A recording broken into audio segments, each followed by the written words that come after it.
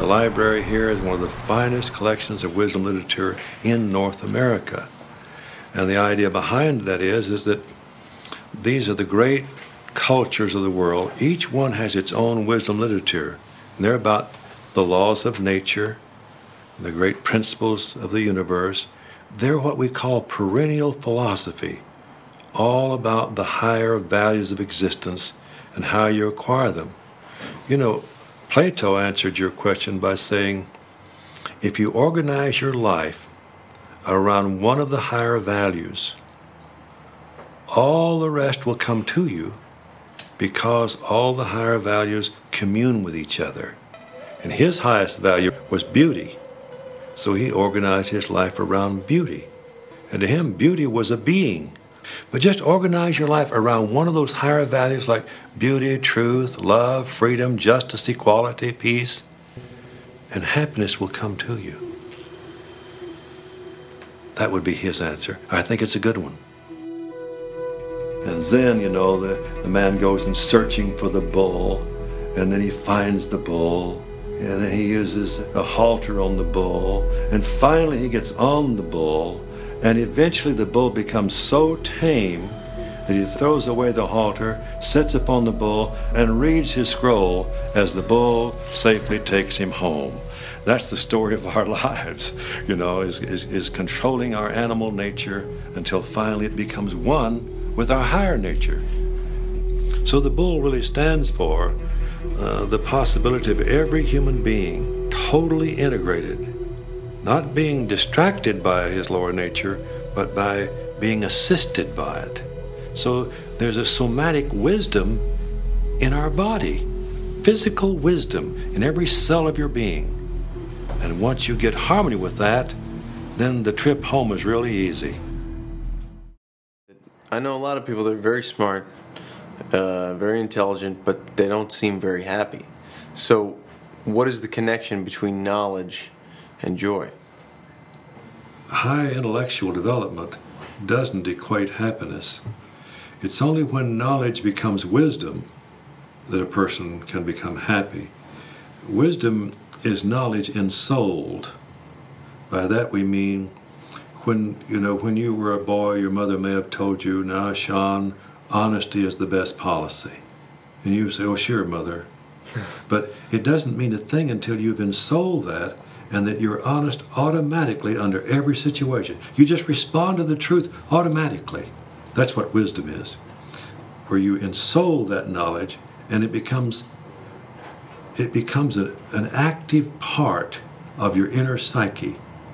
So wisdom is the key to happiness because it represents those experiences in life that you have ensouled, and they become attributes of your own nature.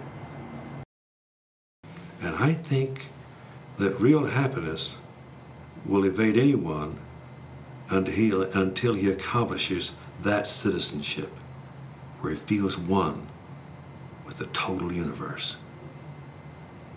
That's ultimate happiness. Mysticism is equated with wisdom because it's only achieved through experience. It's not bound by certain principles or ideas or doctrines or dogmas. It's based upon one's existential experience of reality. And every mystic says that everyone should have their own experience. That's why in ancient Hinduism it says the ideal is that there be 5 billion religions or 6 billion, however many people there are in the world. Well, that's the goal of mysticism, is to get behind the obscure, get behind the obvious, and find the esoteric meaning, the inner meaning. And that's what mysticism stands for. And the great Baal Shem Tov was a great seer, or sage. There have been several of those in the history of the world, but it's hard to find that rare combination where one has a great intellect like he had, at the same time is able to get beyond that into mysticism. One of my teachers, Aurobindo, says, reason is the helper, reason is the bar. You see, reason can stand in your way of going beyond it. Mysticism goes beyond reason what is joy? Joy is a sense of fulfillment that arises from accomplishing something very worthwhile in your life that is selfless, that benefits others. Happiness itself is a very elusive quality. If you seek it, you can never find it. If we are to really realize happiness in our lives, we shouldn't sleep around all day. We should arise early in the morning, seize joy with might, and recognize that we really have a purpose in this world, and dedicate yourself to fulfilling that meaningful purpose, out of which joy emerges. Sean, here at the center of our wisdom library is a very special Buddha.